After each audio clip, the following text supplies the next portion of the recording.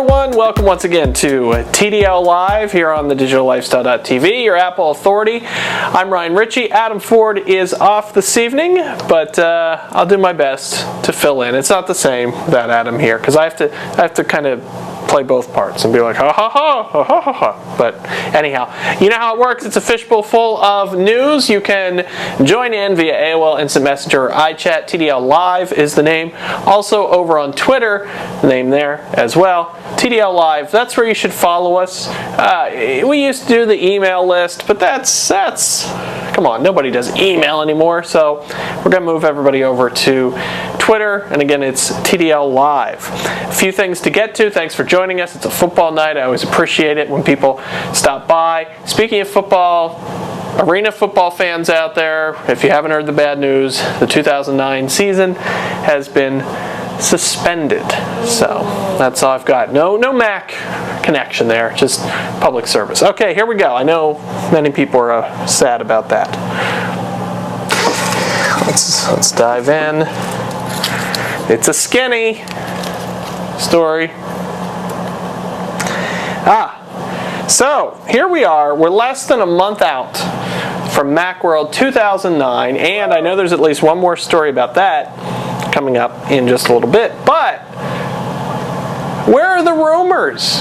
Where are the exciting rumors? We don't hear anything about, crazy new iMac or even about a Mac tablet lately. Really, it's been pretty rough. No, 16-core tower. None of the crazy stuff we usually hear in the ramp up to Macworld. However, an old rumor, near and dear to my heart, because I said it would happen, still hasn't happened. Maybe this is the time it will happen. The rumors are back of an iPhone Nano. Woo! iPhone Nano. Now this comes from the fact that some pictures have surfaced of X-Skin cases from China. Apparently they're showing the X-Skin in a standard iPhone size and then a smaller X-Skin that is for the iPhone Nano. Well, there you go. Incontrovertible proof. Well, okay, maybe not. But if you start connecting the dots, some folks, and I would tend to agree with them, are thinking, well, maybe this is the $99 Walmart phone. One of my concerns all along with the Walmart thing was that many Walmarts are located where there isn't any 3G service. Well, the thought is perhaps the iPhone Nano is a $99 phone that uses the standard Edge network and therefore be a better fit for Walmart. Now, we're trying something new with our Twitter account. There's a service called Straw Poll that allows you to put poll questions out there and have people answer yay or nay. And so we have a straw poll question out there right now. Do you think the iPhone Nano will be released at Macworld 2009? Yes or no? If you follow us on Twitter, you can go from there, figure out how to do the poll. I can't explain it to you. You know I'm still new to this whole Twitter thing. But follow the link there for the directions. Let us know. We'll tabulate your votes. Personally, I think it might happen. I think this is the time. Mac Girl, thumbs up, thumbs down? What are you saying? Now, Mac Girl gives it a thumbs down. Fair enough. Up next, breaking news. If you haven't fired up the old software updater, OS 10.5.6 has been released by Apple today. I know we're excited. If Adam was here, he would help me in pointing out that this release is recommended for all users of Leopard. And, it's the same general fix kind of feel to this update with one notable exception, and that is that you're getting quote-unquote instant MobileMe sync. You'll recall that Apple came out with the MobileMe syncing, referred to it as a push service, said it would be instantly updated on your computer as well as the phone. Computer part wasn't really accurate, but with this new instant, and in this case instant means within 1 minute, your computer should be synced along with your other MobileMe data. So let us know. Have you installed the update yet? I didn't want to do it on this computer because we didn't want the show to blow up. But 10.5.6, success, failure, let us know via Twitter or iChat, AOL Instant Messenger, TDL Live. That's what we're looking for there.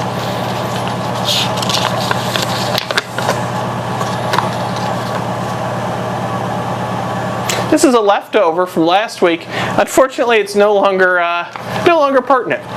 It was the reminder that the Mac Mall Black Friday deals had been extended a week, but that week has come and gone. Sorry. What are you gonna do? Okay, what do we have here? Learn Spanish in iTunes U, or French, or Italian. Thanks to partnering up with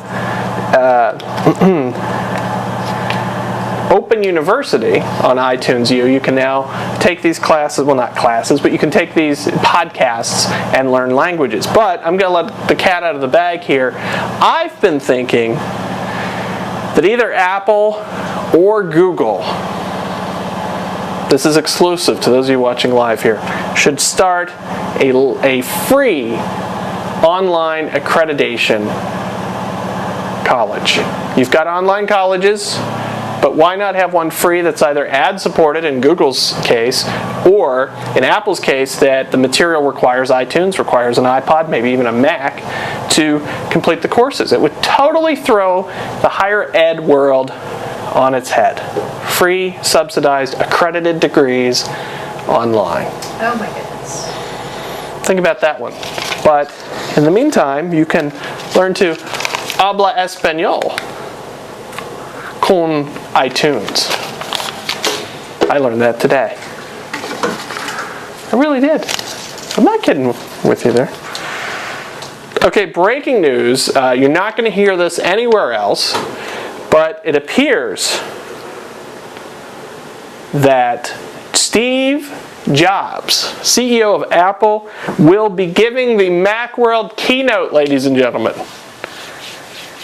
I know, right? It's shocking, but IDG, this comes to us from Mac Rumors, Jobs is expected to give the Macworld keynote this year. Be exciting to see what he does as a keynote speaker. My guess is introduce the fastest Mac ever, the smallest iPhone ever, and the funnest iPod ever. Just a hunch. Call it a hunch.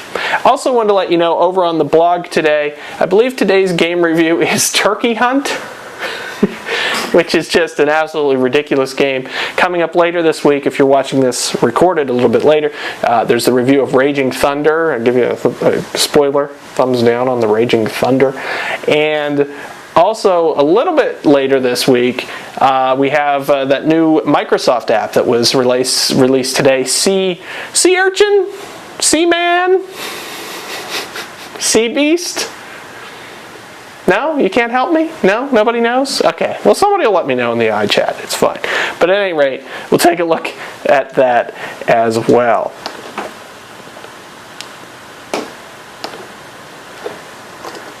No one's helping me. I can't believe this. It's as if no one out there wants to use a Microsoft app on their iPhone. I am shocked. CB? Kelp? Perfect Storm? No? Nobody knows.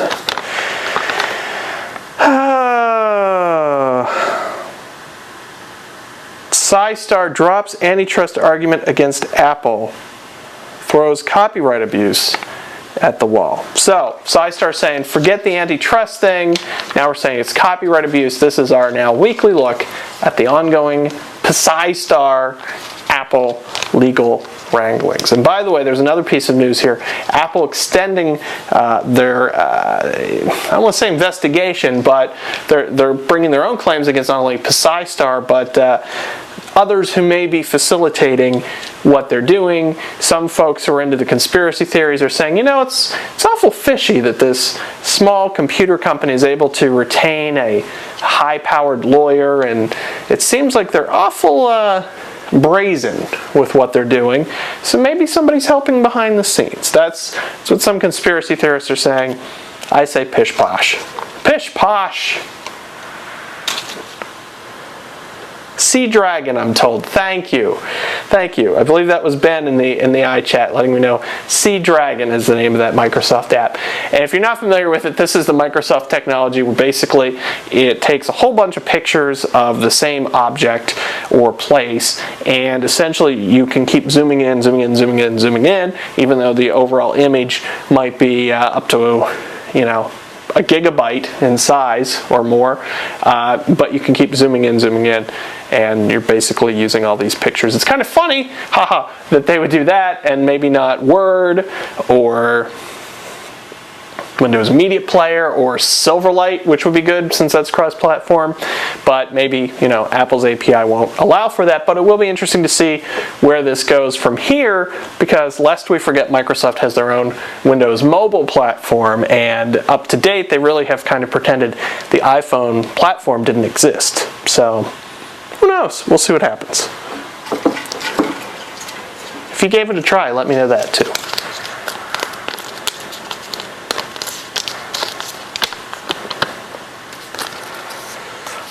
It is a great day for the App Store.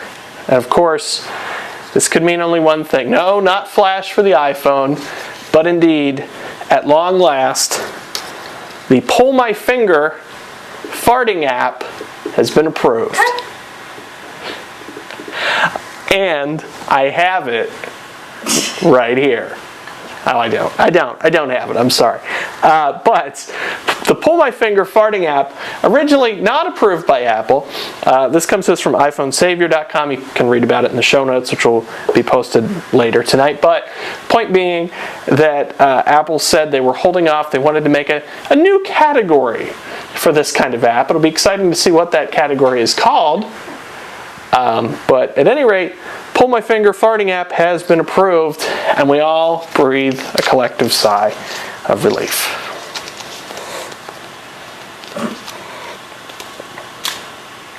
I don't know. What are you gonna do? Pull my finger. Speaking of apps available for the iPhone, change.gov. This is the transition website for the whole Washington transition, hence transition website. But for those of you who are interested, change.gov, there's now an iPhone app available, and this is available due in no small part to the Creative Commons licensing of the content on change.gov. So without getting into all of what Creative Commons licensing encompasses, basically if you have Creative Commons on your content, you're assigning certain rights that people can take the information, repackage it as they see fit, etc. So that's what's going on here with the Change iPhone app. And regardless of, you know, your political affiliation, it is interesting to see that we're at a point now in which technology is pervading, for better or worse, I'd like to think for better, so much of what's going on in Washington, or at least making it feel more participatory in terms of being able to have information at your fingertips, be more transparent and all that good stuff. So we'll see how that goes going forward, but if you want to check that out, I believe it's on the App Store, I'm told. We're not sure. We're not sure if it's on the App Store, but it's on the paper, and if it isn't in the App Store yet, it will be soon. Okay. Folks, I am scared. Do you see this? Do you see this? Now look at your clock. Uh-oh. Imagine the fear, the concern I must be having right now. It's only 9:16. You paid for a full show. Oh, but there's some reading I need to do. But I'll make it short. So this is another leftover from last week. As we know, Apple prides itself in part on not being as prone to viruses. And of course there are a couple different schools of thought about that. Is it because of the Unix underpinnings and so it's inherently more secure? Is it simply because there's less market share and so hackers don't even bother with the Mac as frequently? Is it a combination of both of those? Who knows? But for quite some time now, Apple has hammered home this idea that the Mac is a safer OS. Well, interestingly enough, recently they posted a knowledge base article in Apple support suggesting that it's wise for users to have antivirus software. And then, in a perhaps stranger maneuver, and this is the leftover news from last week, Apple has now deleted that antivirus recommendation. So, it comes through us from CNET. You can take a look at the whole thing. My thought is, there are antivirus options for the Mac, especially if you want to get into the Unix and the terminal and all that, that don't cost a thing.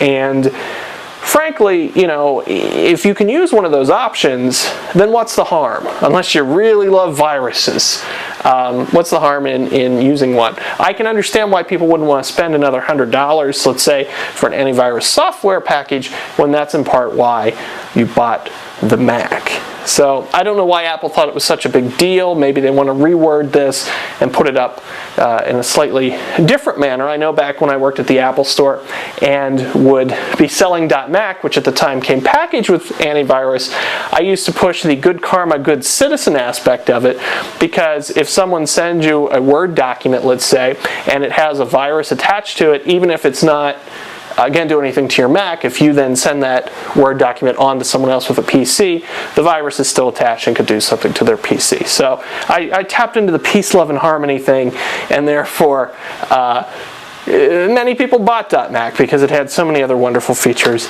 as well. By the way, on a personal note, my .Mac/MobileMe expires next month. And so, I don't know, maybe you guys have some advice, but I'm just not sure. Not sure whether I'm going to re-up this time or not. I don't know. Come on. They've gotten so much of my money. I just can't do it. I'm sorry, I can't do it. Can't do it. And also, boy, I hate to end the week with leftovers, but Unibody MacBooks, if you didn't already know it, they got a firmware update last week. Details scant on what it might or might not fix, although rumor has it that it did not really solve all of the memory issues when putting the 4 gigs of RAM into a MacBook.